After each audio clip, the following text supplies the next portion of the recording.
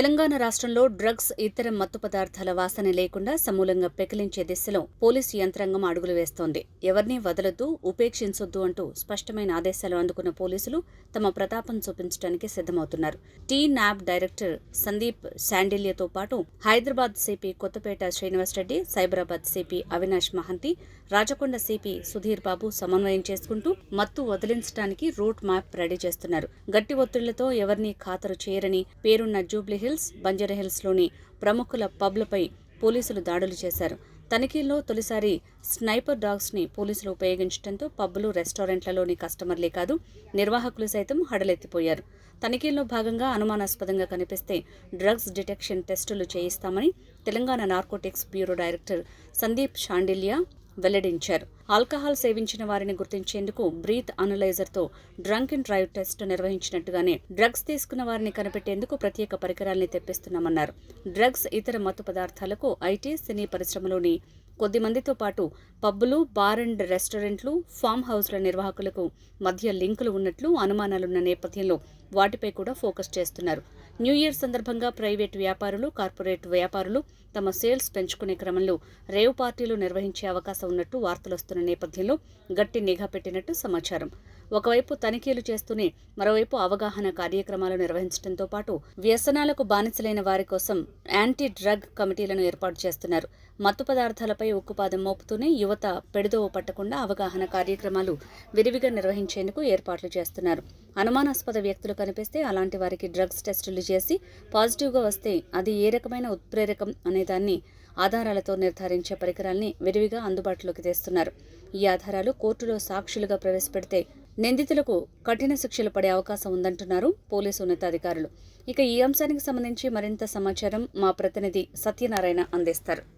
తెలంగాణ రాష్ట్రంలో డ్రగ్స్పై ఉక్కుపాదం మోపాలని సీఎం రేవంత్ రెడ్డి సమీక్షా సమావేశంలో డీజీపీ, సిఎస్ ఏదైతే సమీక్ష సమావేశంలో తీసుకున్న నిర్ణయాలపై ఇప్పటికే నార్కోటిక్ డైరెక్టర్ సందీప్ శాండిల్య కావచ్చు, హైదరాబాద్ సిపి కొత్తకోట శ్రీనివాసరెడ్డి కావచ్చు, సైబరాబాద్ సిపి అవినాష్ మహంతి కావచ్చు, రాచకొండ సిపి సుధీర్ బాబు, 3 కమిషనరేట్ పరిధిలో ఉన్న సిపిలు అయితే ఇప్పటికే పూర్తిగా రంగంలోకి దిగిన పరిస్థితి ఉంది. తెలంగాణ 2 నెలల్లో పూర్తిగా తెలంగాణ రాష్ట్రంలో డ్రగ్స్ రహిత తెలంగాణ రాష్ట్రంగా మార్చాలని ఏదైతే సమీక్ష సమావేశంలో తీసుకున్న నిర్ణయం పైన కింది స్థాయి సిబ్బందికి అయితే సలహాలు, సూచనలు చేస్తూ ఎక్కడ డ్రగ్స్ కావచ్చు, మాదక ద్రవ్యాలు కావచ్చు, గంజాయి కావచ్చు, వీటిపైన పూర్తిగా అయితే నిఘా పెట్టి కింది స్థాయికి అయితే సలహాలు, సూచనలు చేసిన పరిస్థితి ఉంటే నిన్న మనం చూస్తే కనుక పూర్తిగా హైదరాబాదు శివార్లోని బంజారాహిల్స్, జూబ్లీ హిల్స్లో ఒక పబ్లోకి మొదటిసారి ఒక డాగ్ స్క్వాడ్ని తీసుకెళ్లి పబ్లో తనిఖీలు చేసిన పరిస్థితి ఉంది. అయితే మనం గతంలో చూస్తే కనుక గత ఘటనలు ఏవైతే కొన్ని దారుణమైన ఘటనలు మనం చూసాం.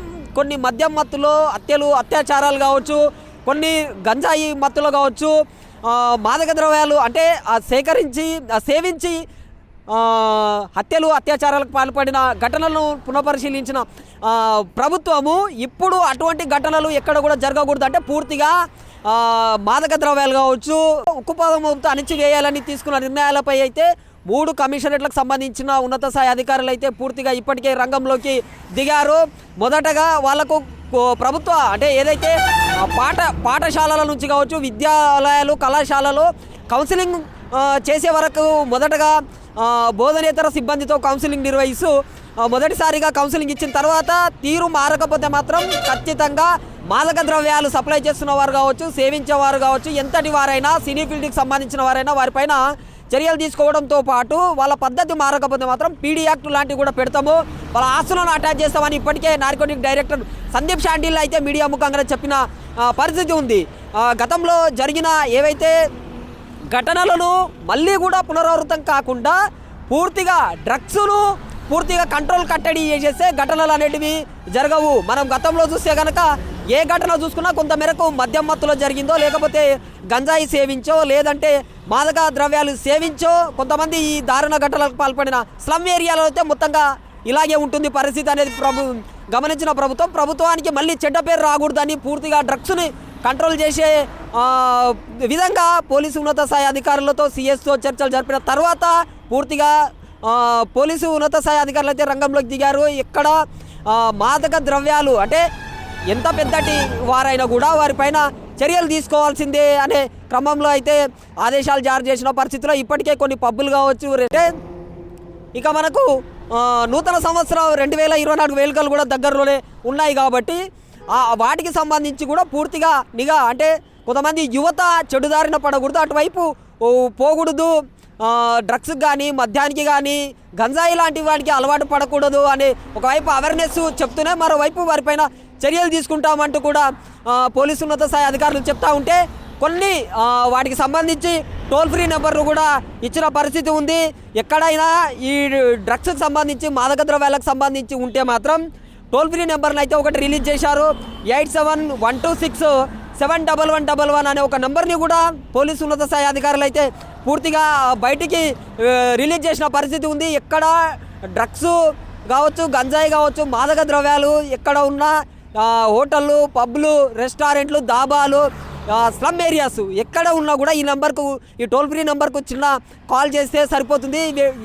వెంటనే అక్కడికి చేరుకొని దాన్ని కంట్రోల్ చేసే విధంగా అయితే పోలీసు అధికారులు ఇప్పటికే మీడియాల వేదిక, పత్రికా వేదిక, సోషల్ మీడియా వేదిక అయితే ప్రచారం చేస్తున్న పరిస్థితి ఉంది. మనకు నూతన సంవత్సర వేడుకలు అయితే దగ్గరలో ఉన్నాయి. మరి వాటికి సంబంధించి కూడా యువత కావచ్చు, ముఖ్యంగా మద్యం సేవించి కానీ లేదంటే గంజాయి లాంటివి కానీ లేదంటే డ్రగ్స్ సేవించి రోడ్డు ప్రమాదాల బారిన పడకూడదు అని కూడా అవేర్నెస్ చేస్తున్న పరిస్థితి ఉంటే మద్యం సేవించిన వారికి డ్రంక్ అండ్ డ్రైవ్ టెస్ట్ లాంటివి చేస్తూ ఉంటారు. అదే కోణంలో కూడా ఇప్పుడు ఈ ఏదైతే డ్రగ్స్ మాదక ద్రవ్యాలు తీసుకున్న వారికి కూడా బ్రీత్ ఎనలైజర్ లాంటివే నార్కోటిక్ టీము ఆ బ్రీత్ ఎనలైజర్ లాంటి కొన్ని లాలాజలం ద్వారా ఆ పరీక్షలు నిర్వహించి ఆ ఉత్ప్రేరకమైనటువంటి కనుక తీసుకున్నట్టు తెలిస్తే వారిపైన చట్టపరమైన చర్యలతో పాటు పీడీ యాక్ట్ నమోదు చేస్తామని అయితే పోలీసు ఉన్నత స్థాయి అధికారులు చెప్తున్న పరిస్థితి ఉంది.